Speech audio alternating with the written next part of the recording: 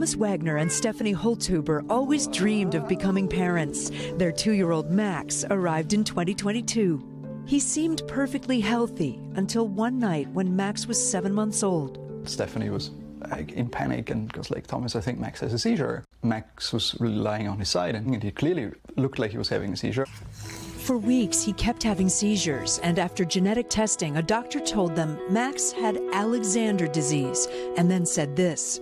At the moment, there's no treatment, no cure, and life expectancy is 5 to 10 years. That's devastating. Yeah.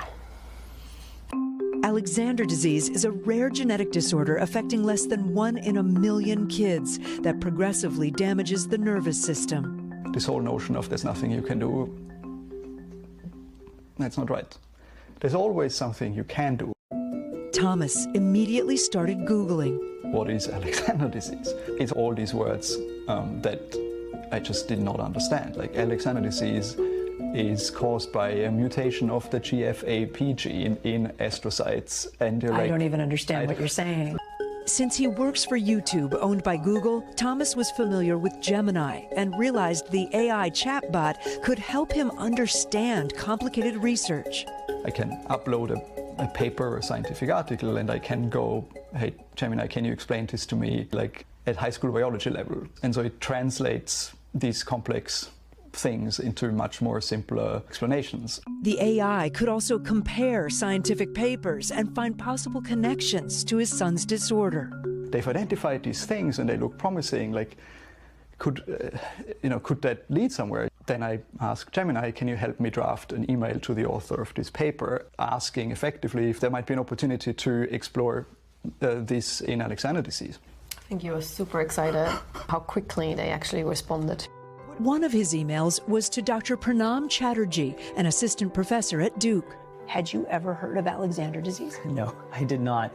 Pranam's lab looks for proteins that cause diseases. Using computer algorithms, their goal is to design drugs to wipe out those proteins. From what the AI told him, Thomas thought this lab could possibly create a drug for Alexander disease. I thought I was talking to a scientist. He's like, this is a disease, my son has it, this is how it works.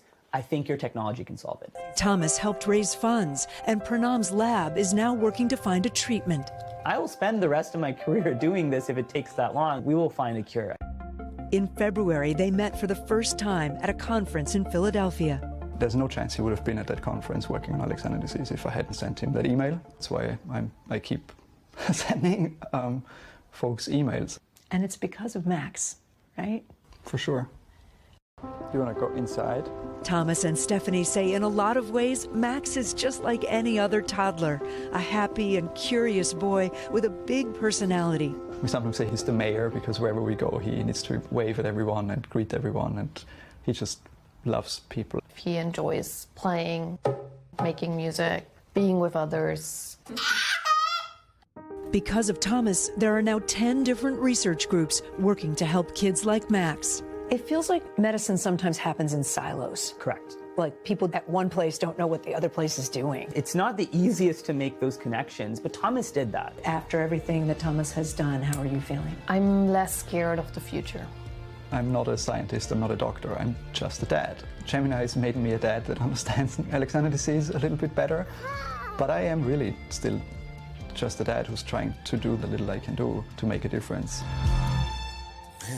Thomas is still in touch with dozens of different scientists. He told me he does a lot of emailing at night when Max is asleep, stays up late. Not all of them have started working on Alexander disease, but it is giving them hope, and he is not giving up, as you could tell. Well, it's actually, it makes so much sense because these diseases are so rare that there aren't many scientists working on them. So to have an interested father to be able to pull those strands together with AI is incredible. And a lot of times parents are the ones with these rare diseases. Think of our own Richard Engel with what happened with his son. Thinking about that. Right, exactly. So this often happens. They now have very big involvement with a board called End AXD, which is Alexander disease. They've also started their own charity as well, their own foundation. It's called Join Team Max. And hoping they can help other families, not just their own little boy. Right. They want every parent who hears that diagnosis of Alexander disease to have some hope, right? That there is something you can do. Yeah. Well, you just showed them. I mean, the fact that before Thomas and Stephanie got involved,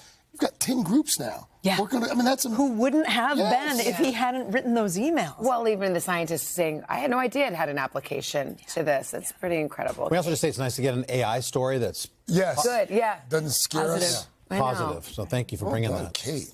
Hey, thanks for watching. And don't forget, you can catch the Today Show every morning on NBC or take Today when you're on the go. Just follow the Today podcast on Apple Podcasts, Spotify, or wherever you listen.